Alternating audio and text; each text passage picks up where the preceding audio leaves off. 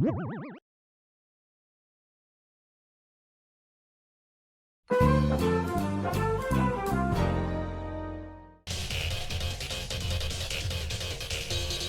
hey. Hi. Welcome to a new locale. And also Tomodachi Life Living the Dream has came out, and I want to talk about it for a little bit. I wanted to talk about Tomodachi Life Living the Dream, the sequel to the hit classic Tomodachi Life, and also the DS one that people remember fondly, I bet. What the fuck? And it's pretty obvious that with the game being released about 4 days ago, that a lot of things have been made, including a lot of videos and mostly a lot of stream highlights. But however, I want to make this slightly different. I'm still going to talk about the game and what my thoughts on it are, but I'm going to talk about it in more of a formulaic approach. Mostly opinions on the features and comparisons between the older games. So let's go ahead and let's get started with the video. The first thing I want to get into before I talk about the actual game itself is just this release being huge in general. Because reminding you that the first game, being Tomodachi Collection on the DS, being released way back in June of 2009, was Japan only. It was of course then, at around June of 2014, that we got a taste of Tomodachi Life. And yeah, that was pretty huge for us. And of course, we fast forward to April 16th of 2026 that we finally got the sequel to Tomodachi Life, being Tomodachi Life Living the Dream. So yeah, there's 3 games in this series. Pretty cool, huh? Okay, with that out of the way, let's start talking about the game itself. Starting off with Mii Creation. I mean, duh, it's a sequel to Tomodachi Life and Collection. You of course have to add Miis to the island to thrive and enjoy life and whatever else they would want to get up to. And it's actually very interesting that there's been a couple of added features into this Mii Maker that a lot of the others don't really have. Asterisk. Let's start off by making a Mii from scratch. First off, starting with the first selection you're ever going to make. Do you want them to be styled after a male or a female?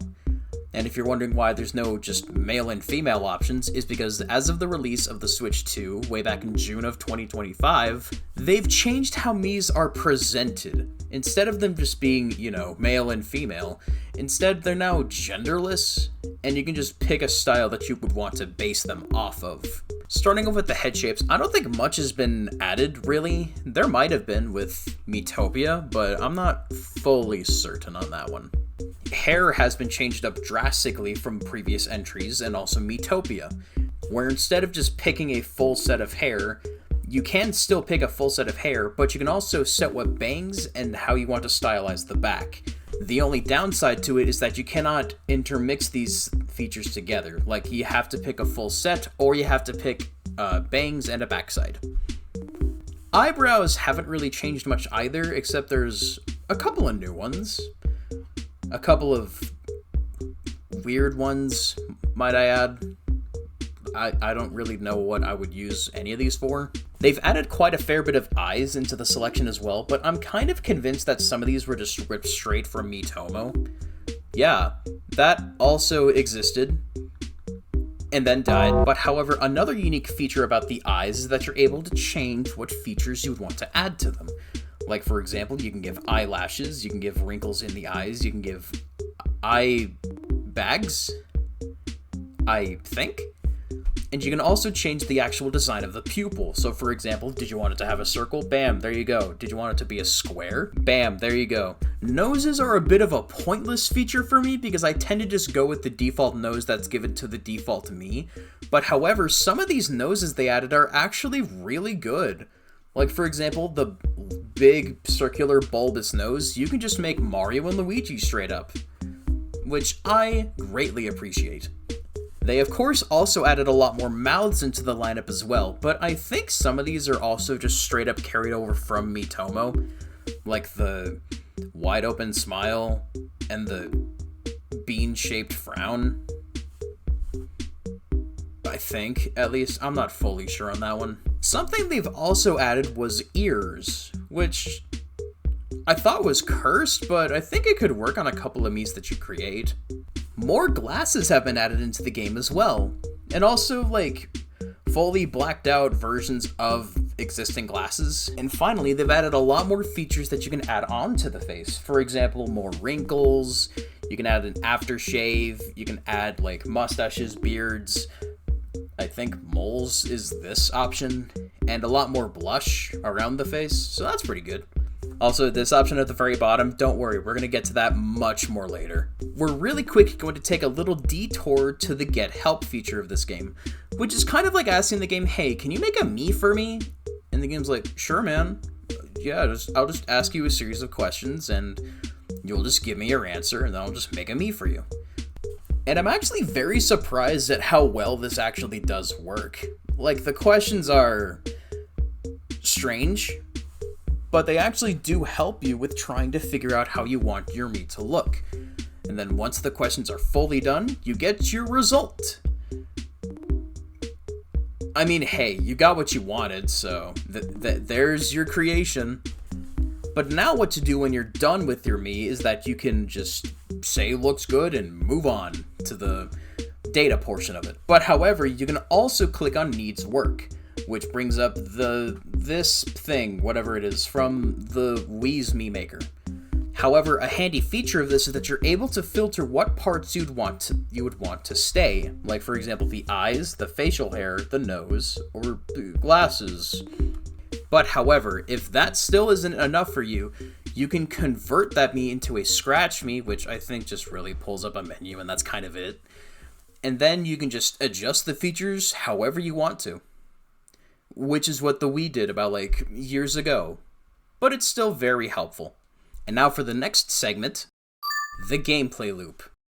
Believe it or not, the gameplay loop hasn't really changed much from the previous games, but there's still a couple of things that they added to spice up the game just a little bit. Throughout the day, you of course check in on your Miis to see what problems they have, if they want to make any friends, or if they have any crushes that they have, or whatever. Hey, just really quick, before the video continues, I just want to say, if you're enjoying the video so far, make sure to leave a like and subscribe, and hit that bell if you want to see more videos like this.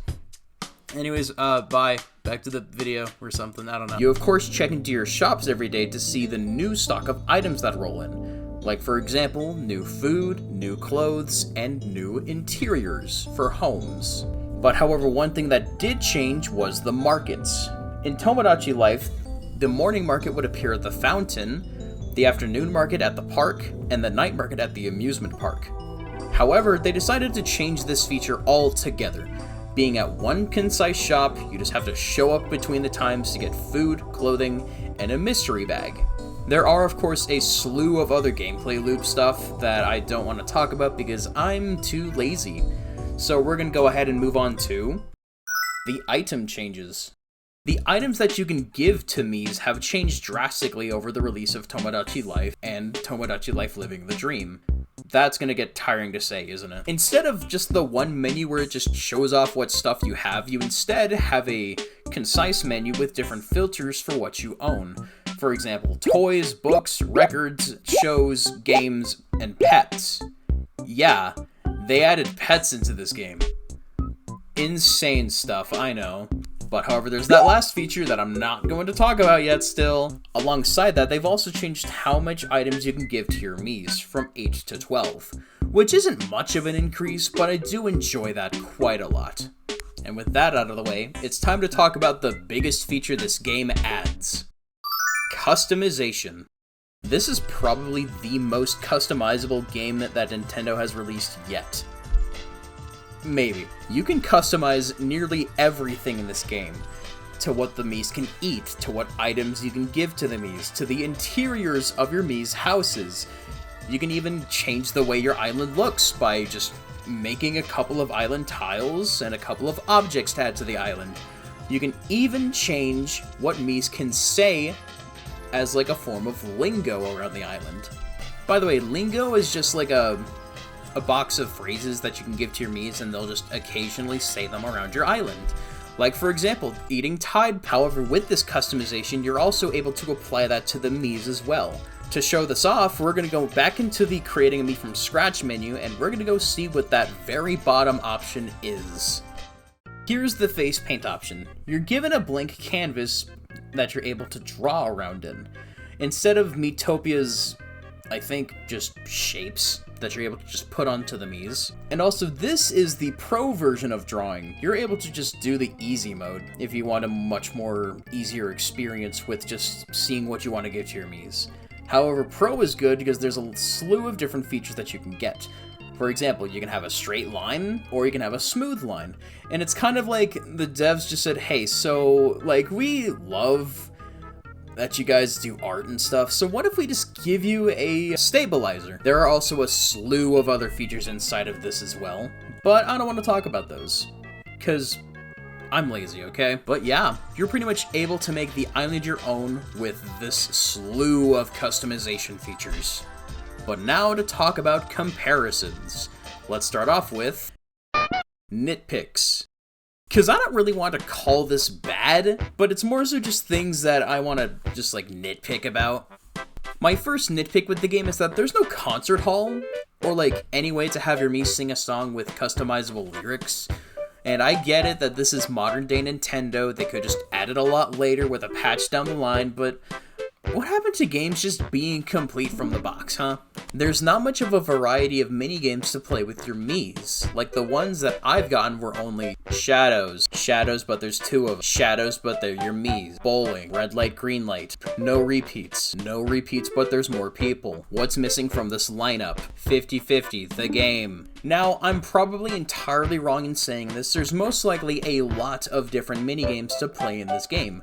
But however, they seem to be entirely situational based on where a Mii is at the current time. For example, I had a group of 4 in an apartment where they wanted to play the odd one out, where 4 Miis are doing something, but one is doing it the wrong way. You have to guess which one was the odd one out, and you win the game. I kind of want more variety like that, instead of just the sparse amount of minigames that I just listed off before. There are very sparse touchscreen interactions, despite the 2 games previously pretty much just having the entire identity be the touchscreen. Despite being a sequel to a DS and 3DS game, this game has very sparse touchscreen interactions. And look, I get it, it's a Switch game. People are most likely going to play it docked over handheld anyways, but however, I feel like a feature could have been added to at least, like, somewhat make it feel like it's still touchscreen based. Like, for example, adding gyro controls, or adding the fucking mouse features, god damn! With there being a variety of items you can give to your Miis, there isn't anything that you can get from helping them out with their problems. Like giving them food, changing their clothes, they just react to your clothes, and that's kind of it. But now we're going to go ahead and get to the good stuff. Of course, starting off with the good is the insane amount of customization that you can put into this game. Another good is the in-depth Mii Maker in this game. There are so many different features that have been added into the actual Mii Maker itself, apart from the face paint, that makes this really great. I love this. Another great feature is you're able to give the treasures that you get to your Miis, instead of just like having them pile up and just selling them later. Now, granted, there still is a pawn shop to where you can sell your items, but you also have the option to give them to your Miis. So that's pretty good. And the last good thing that's just kind of, remember in Tomodachi Life to where just occasionally in the cafe you can just get a chat session between guys and girls? They did put that back in the game, but instead it just seems to be whoever just wants to chat at that current moment. And this change is very welcome to me because it allows different Miis to just talk about whatever they want to. However, there is one feature that I missed out on: censorship and picture transfer. The high amount of customization in this game, of course, comes at a cost of not being able to transfer any photos between your Switch to, like, any device, really. But apart from that, that's pretty much everything that there is to talk about. Apart from dream sequences, they're also back in the game, and they're strange. Like, really, really strange. But anyways, I'm pretty much done spilling my entire thoughts about the game. And if you've enjoyed this video, make sure to like, subscribe, ring the bell, and write a comment about 1, what you think of the video, and 2, what your thoughts on the game are. And that's kind of it. See you then. Hey, listen to this. Hey, welcome to the outro in a dream sequence with whoever the fuck this guy is. Hey, But yeah, this is me just trying unstructured content for a while because I still hate Fortnite right now, so that's very cool. This is me just wanting to tap into my variety side, as I've stated on the channel, despite being Fortnite for a very long time. So I hope that this video was not only informative, but very fun to watch as well. Oh, right, end card stuff. YouTube thinks you will like this video here. And here's my channel. If you want to see more... Hey, listen to this. How the fuck do I do this?